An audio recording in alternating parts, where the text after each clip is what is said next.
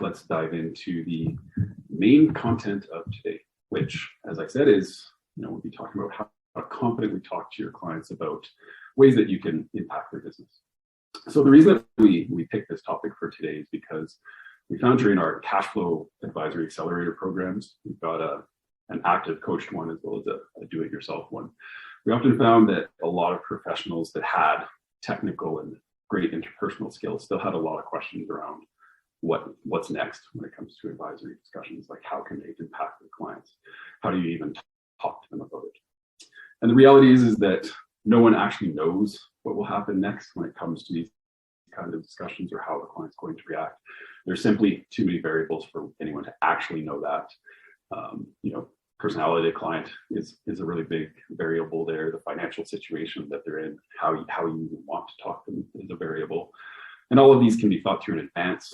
But if your client woke up on the wrong side of the bed, as an example, your conversation is going to go in a much different way that you expect. So there's just simply a lot of things that you can't control. And so the reality is you want to be confident in talking to your clients about ways that you can impact them. You just need to know your purpose, prepare properly, and really be sure that the discussions that you have with your client will be valuable. And at the end of the day, that's kind of the crux of the situation, is that we're really talking about confidence here. And so when people are saying, what's next? How do I talk to my client?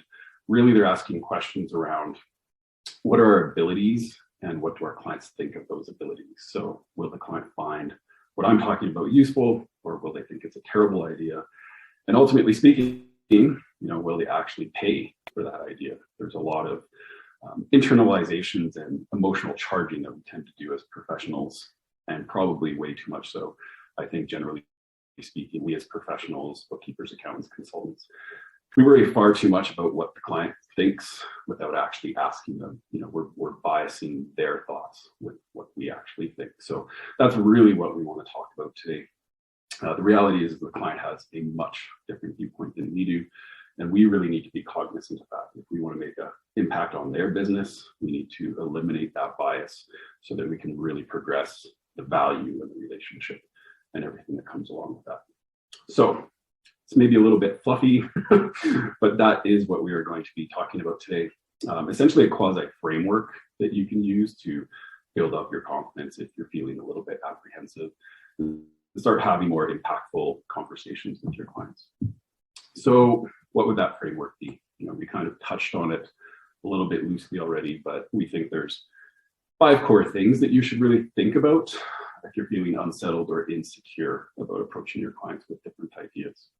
We believe that you need to firstly remember that you're qualified, and then you need to actually remember that you know your client inside and out.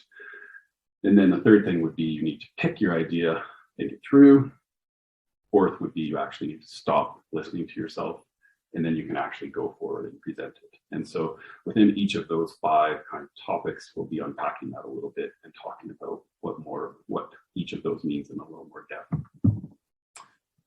So when I say remember that you're qualified, it probably sounds a little bit funny and might seem a little bit overly simplistic, but it's always good to remember that regardless of your experience, your education, or your skill sets, that you are qualified. So perhaps you have a designation like a CPA, or there's bookkeeping designations like CPBs, CDBs in the US for digital bookkeepers, or there's countless other ones, especially because we're talking about the global community here.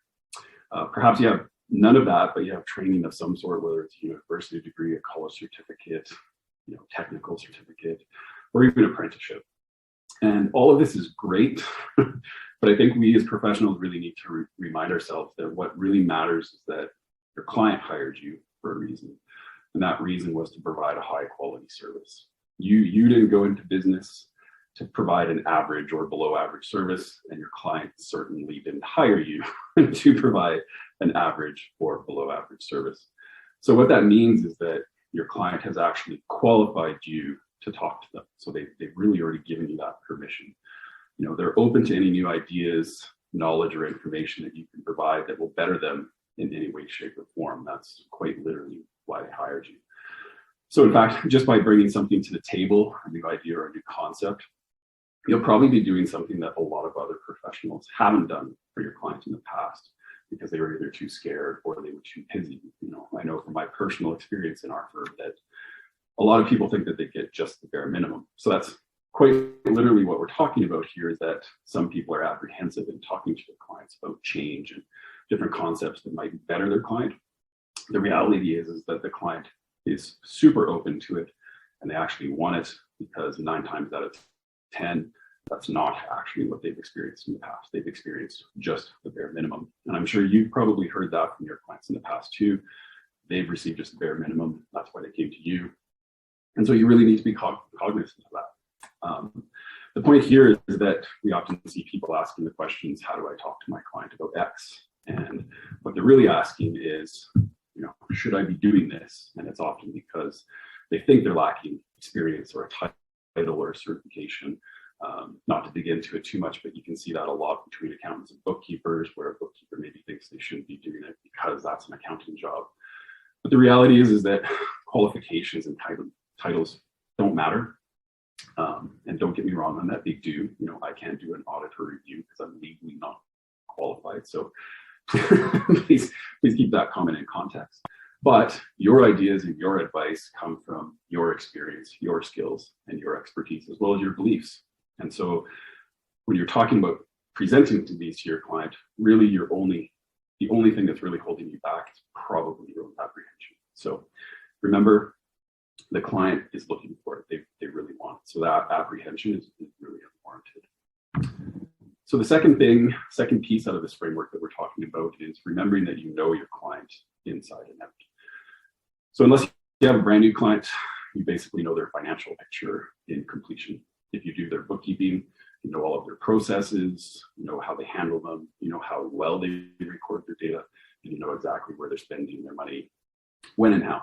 And if you do their accounting or taxes, you know their current financial situation, you know their past performance, you know which areas of their business are doing better than others. And in either case, you also have a good idea of how emotionally tied they are to their finances. You probably heard them talk about the stresses that keep them up at night, their pain points, things they'd like to hear solved. So regardless of that first point that we talked about, the being qualified piece, regardless of your certifications or your education, you already have a lot of information about your client already. And you probably already have a whole host of different ideas about how they can improve their business. And so when we work with people in the past through our education programs, we really love to challenge them to list 5 things they can improve for their clients right away. And this kind of validates what I was just talking about, because we often find that most of these professionals can list off 5 things almost off the top of their head. It's pretty quick. They can get there in 5 to 10 minutes. Could be process things like invoicing quicker, improving collection terms, data collection processes, so on.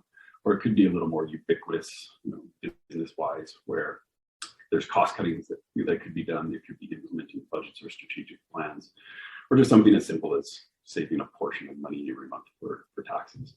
But the point is that you likely already have a number of really valuable insights for your client just waiting for you to talk to them about. And so again, tying that back to the first point, the only thing holding us back is your own apprehension. Your client wants it. You've already got a ton of different ideas, likely. And so the only thing holding us back is ourselves. So if you keep that in mind, you've got multiple different ways about things that you could do to improve your client. You've reminded yourself that you've been hired for your expertise. They've hired you for your expertise. And this is where you just simply have to pick an idea. And so that's the third piece of the framework. At some point, you just have to commit and decide, yes, this is the topic I'm going to talk to them about. This is what I think will drive the most impact for them, and I want to run with it. And that's a pretty big important step, is just taking that commitment. But once you do, it's a really good practice to probably take some time and actually think about it. And again, this might seem a little overly simplistic, but it's pretty easy to think of an idea, run with it, and talk to the client about it maybe a little bit prematurely. So depending on your idea, take some time to think about it. That might mean whiteboarding a flow chart, or perhaps writing out a memo that really explains your thoughts in detail. And again, this is for you, not necessarily your client. It's just to formulate that concept and really make it concrete. And while you're doing that, you should really consider exactly what it's going to take to implement exactly what it's going to cost your client, if anything, and sometimes it will, whether it's software or people resources or whatever that might be. And it's really important to talk about or think about the expected results and really make that concrete, because we'll talk about it a little bit later. That really helps frame up the value proposition for the client. And that's really what is going to get them engaged with your idea.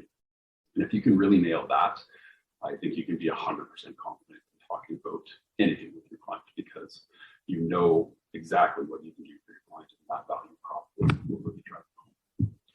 And so essentially, when you're thinking about your concept, you want to end up at the spot where you have a very clear idea of how things will be carried out from start to finish, and exactly what your client will get out of it. And again, that gives you the value proposition and an implementation plan, just even at a very high level that you can present to your client. And so, of course, now you've got it to a point where you've got it conceptualized in steps and an implementation plan. Now you should really take some time to think about how you're going to present the idea to your client. And here it's good to think about their style and their personality. Do they like small talk, or do they prefer to cut straight to the chase? Do they like open dialogue, or are they a little more formal in terms of how they like to see things approached? Are they visual? That's something that we talk a lot about in the cash flow space, where a lot of the people that we speak to are more visual than table-based learners. So you really need to make sure that you think about how you're delivering your message so that you can deliver that value proposition really completely. Example is, if your client is enamored by numbers, really hammering home and focusing on the ROI, the return on this change, is really key. If they're maybe a little more concerned with time and their lack of time, you could highlight how your process will save them time and effort, and that really hammers home that value proposition. So putting some time and thought into how you present your idea and what is important to your client in terms of the results will really help solidify what the actual conversation will look like, even if it's just at a very conceptual level. And that can help too in terms of providing confidence, because it will give you a little more concept and idea around how that will look, how it's going to be structured, and how it should flow, which typically the more you know, the less stress you have around it, which means probably the more confidence you have. So that would be the third point, is just pick an idea, go with it, commit. That's pretty important. And so once you've picked that idea, thought through with it, the fourth point that we think in terms of this framework that we've kind of loosely developed is stop listening to yourself. It's a really good idea to do that. You've got a very solid idea of a career path, and now you're going to be presenting it. And you really need to remember that your clients are itching for your advice. Again, you're qualified. They've come to you for your ideas and how you can improve your business. And so what we want to do here is really dispel any remaining doubts that you might have as a professional in terms of talking to your clients. You want to get rid of those little voices in your head that are asking really silly questions about whether your client will like the idea or not. Again, we are our own worst enemies when it comes to helping our clients. The truth is that your idea is valuable in some form, and the client will benefit from it to some degree. It's literally just a question of how much they will benefit from it, and what is it going to look like to make that change. And again, this ties back to what we're talking about. We really need to think about how you're presenting it and the value proposition that will result from it. Because if you can really drive that home and make a really strong case in terms of the value proposition, then your client will agree with it. There's no real reason for them not to. And so once you've thought that through, you picked it and you run with it, now you actually need to present it. And you're pretty well prepared at this point, so it should be pretty easy to be confident. I do say that a little bit loosely because obviously there's an emotion here, but if you're following all these steps, you put a lot of time and effort into thinking about how you're going to approach things, and your chances of success are quite high because you put that time and effort into it. And so it's really good to remember that as you're having these conversations, that you don't need, there's going to be questions, and you don't need answers to all of these questions ahead of time. Maybe it's good to have some concept around what the questions might be, but again, you don't know what the client's going to ask. You don't know exactly how they're thinking depending on the day. And so trying to answer all of the questions before you know what they are is kind of like, so the whole concept here is that the client really wants wants to work with you to improve their business in a collaborative process. It's extremely important to them. And so it is completely okay to not know the answers to any questions right there. Take those back, research them, think of different approaches, other ways to consider and change those concepts, and then take it back to the table and talk to the client again and iterate that process. That really is what the clients are looking for. They're looking for a business partnership. Usually, in talking business dialogue, that's exactly what it looks like. Is plans presented, conversation occurs, people think of different things, plan changes, iterate. There. That's quite literally what we're looking for. So, what the client is looking for. So again, it's really okay that you don't know all the answers to all of the questions leading into a conversation. And it's important to note because we do find a lot of practitioners get really hesitant about talking about advisory and business consulting because they might not have all the answers. And the reality is it's the saying goes, Rome wasn't built in a day. That's exactly what applies here. You're trying to help them progress, and progression doesn't happen instantaneously. And now in saying that, when you're having these conversations with your client, it's also really good to remember and good to know that you should be asking your client questions. If they aren't necessarily sold on your idea, that's okay, but you really need to make sure you dig into why. This gives you a lot of information about how they're thinking and what you might need to overcome that thinking. So as an example, was the idea too big of a change and it scared them? If so, then you can take that concept and build it out into smaller projects and make it that solves it. Maybe they're just simply unsure of the end value of the project. And so are there ways that you can think about different ways of presenting it? So maybe that gets over the objections. So hearing no isn't a bad thing. It just maybe means that the idea and the concept wasn't properly explained and the perceived value is a little bit low. And so asking questions to a client, how they feel, what their pain points are, and really digging into how you might be able to explain it in the future better will raise the perceived value of your concept, which is an important part of the process. And it's interesting because this is probably something that isn't talked about a lot in accounting, but once you start getting into things like fintech and selling period, in sales process, this is what they call objection handling. So someone said no, it actually doesn't really mean no all the time. It just means that there's something that they don't understand. And so that's an objection. And so digging into what those objections are by asking further questions is really important. And we find it quite a bit where, and I'm even guilty of it too, where sometimes you hear no, and that's kind of where the conversation stops. You don't want to put any more effort into it because you're concerned about looking stupid or the value isn't there, whatever that might be. And it's really good to note that because if you can get over that, being able to ask more questions about why this objection is occurring, it could be that your idea is really great for them. You just need to get them a little further along how they the actual concept, and that could just be a presentation. So ask lots of questions. And the last thing that I'll kind of comment on is that during these conversations with your client, no is actually okay. And as practitioners, we work with numbers, and everything we do has a large degree of certainty to it. And we can sometimes get really caught up about being right all the time. And because of that, we get really caught up and hear the answer no. And so that is also important to note, because no doesn't mean that you're wrong. It just means that you're maybe not, that idea isn't maybe the right fit for that right point in time. Or maybe the client just isn't ready for it yet. There's just something holding it back. So the point here is that you shouldn't get discouraged by hearing no.